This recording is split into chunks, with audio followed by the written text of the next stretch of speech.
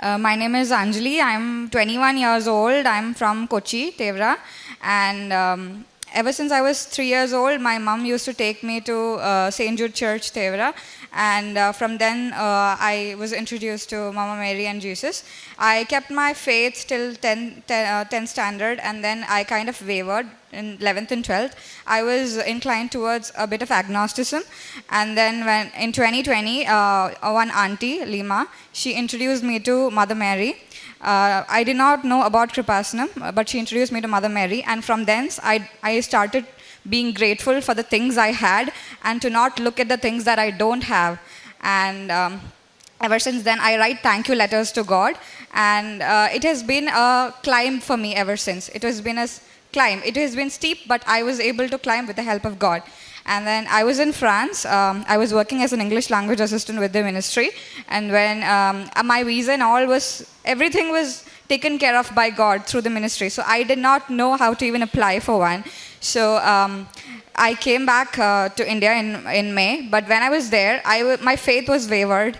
Even though I visited so many churches with the grace of Mother Mary and Jesus, I went to Vatican and so many places. But I started questioning God that time because I was getting so much. I started questioning God. I was again started to be borderline agnostic, but then I had it in me that I am a mathematics graduate. I wanted to study. I wanted to do my postgrad in a very prestigious university.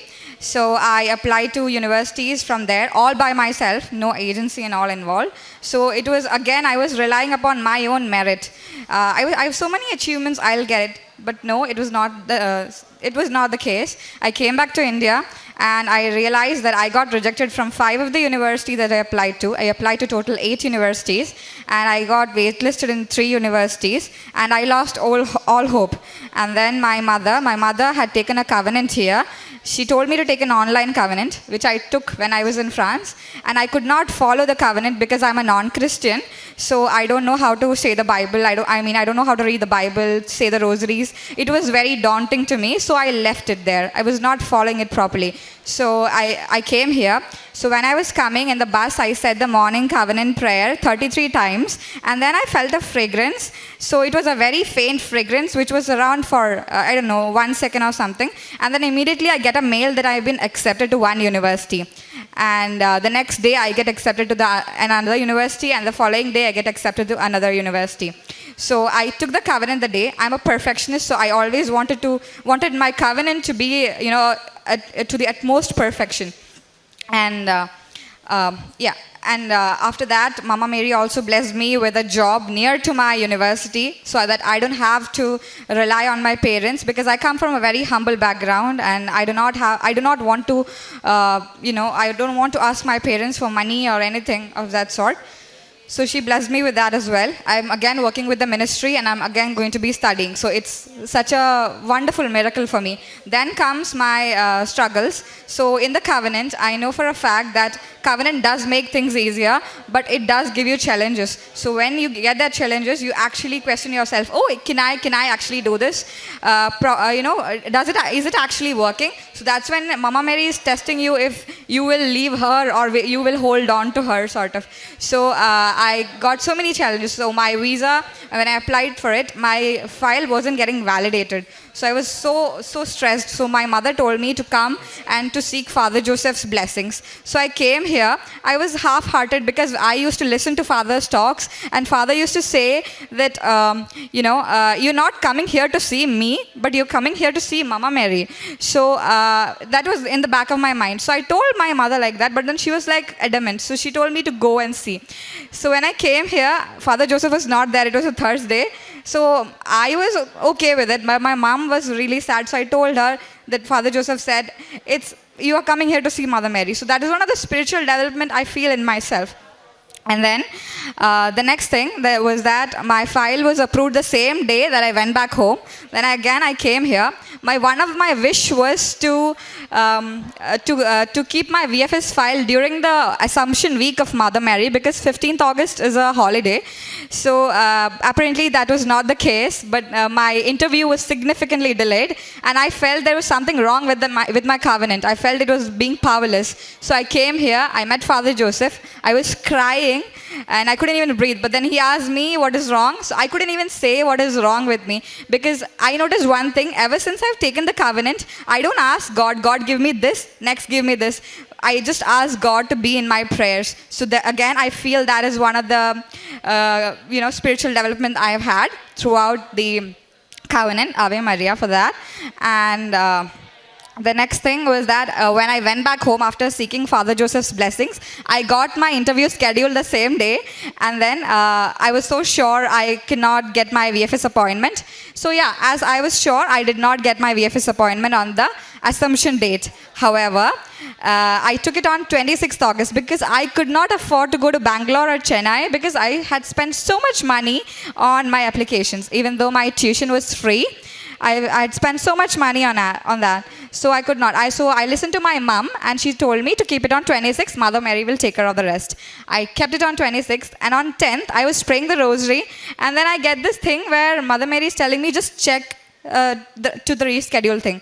You can only reschedule VFS to the date afterwards. You can only forward it to a further date.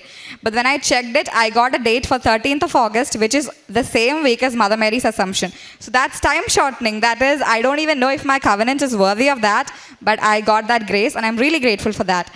And a miracle that I witnessed. So I kept my VFS, and then I was waiting for my visa. It was under process for a long time. It was so daunting for me.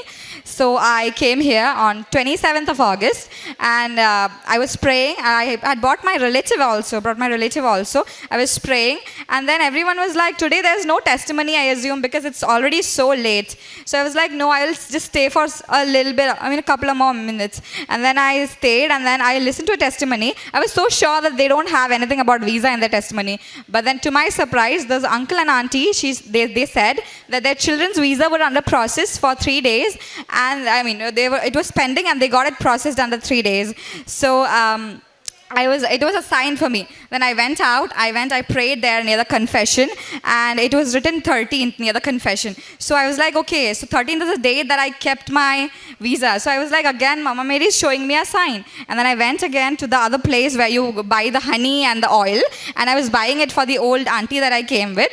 And then when I was buying, I was reading the apparitions above. I can't see much without glasses. So all I saw was where the apparitions took place. So one was France, again it was France, and again it was Paris, France. So where I was going. So I was like, I was sure that I'll get my visa. And I'm not even surprised saying this, because I knew when I went back home, I attended Father's talk, and then after the talk was over, I was saying the rosary, and after I said the rosary, I was talking to my brother about Mama Mary. He's skeptical, so I was telling him, you should pray and all that. So that time I get three mails saying my visa is processed, it's dispatched, and it was couriered the next day. I got my visa the next day. It's all her grace. I can't even... And the spiritual development that I've had is that I've learned to be so humble, and I assume I'm humble and empathetic and kind. I understand fellow feelings now. I've learned to be forgiving and to forget things. And I'm a non-Christian, so I don't know as much, but I taught myself to pray the rosary. I read the whole New Testament. I'm reading a book by Saint Louis de Montfort called A True Devotion to Mary, and it has been talking to me. And right now I'm reading the Old Testament. People told me not to read it. You won't be able to accept that. But to my surprise, I am not questioning one bit of that book, and I'm able to, accept whatever is written, because I feel those are facts. And for the charity works, what I did, I actually in Father's talk, I heard about this girl called Alisha and Swati Krishna, and that was two testimonies that I resonated a lot with. And listening to Alisha's testimony is when I decided that I'll go to the home for the destitute and serve there. So I went there, I visited all those aunties, and then I used to donate food, and following the 10 commandments, I also used to donate money for people who were hungry. free, especially on Wednesdays when I used to fast, and on Sundays when something good was cooking at home. I used to think about people who did not have that privilege, and I used to distribute paper. I used to put the cross with the oil, and then I used to distribute the paper. And these were the charity things I did, and I hope I can do more. Last year I used to teach kids for free, because education itself is a privilege for me, coming from a background I am,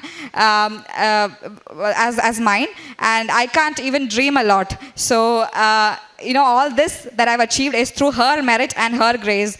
I do not completely agree with not by merit but by grace, but because it's Mama Mary's merit and it's Mama Mary's grace, I say it's her merit and her grace. I'm just a puppet. And from now on, ever since the day I've taken the covenant, I want Mama Mary to protect me in her blue mantle and guide me and my family. I'm so sure she'll protect me and my family even though I'm not here. And Ave Maria. And thank you, Jesus and Mama Mary, for making my covenant worthy enough to be a testimony. That we heard right now is from Anjali, and Anjali speaks about a term called agnosticism. That means the belief that it is impossible to know God. It's a kind of atheism that exists at the present era. That so many people are non-agnosists, but there are millions of people who are not known, but still they are. Those people, especially those who are learned, and especially those who have no spiritual experiences, may tempt more to fall into this set of belief.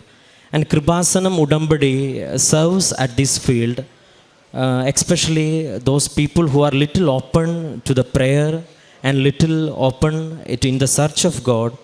The Udampadi is the best way to have a very deep and a very convinced God experience. That's what she shared. She shared about her personal experience, especially about her abroad journey and how she got her visa and all that. When she spoke about all that, she was always referring to the Udampadi and Udampadi format, and especially she also thanked two persons, especially Swati Krishna and Alisha, who shared the same testimony, or maybe the same related to the same abroad journey and all that. She said that it really helped her. And especially there are so many people, especially youth, are coming here and proclaiming the power of God, the living presence of God, with or through her or his experiences of God that he received or she received through Udampadi. That is the main or the greatest miracle that is happening here. One person is encountering the God through his or her experiences, and thus he claims, or thus he believes that God exists and God can really do wonders in our lives if we are keeping the proper disposition of our mind and our faith. And let's also thank the Lord, and let us also thank the Mama Mary for bringing so many youth on this altar to proclaim that God exists and God experiences are possible if you really cling to Him. Let us give big round of applause for the Anjali and as well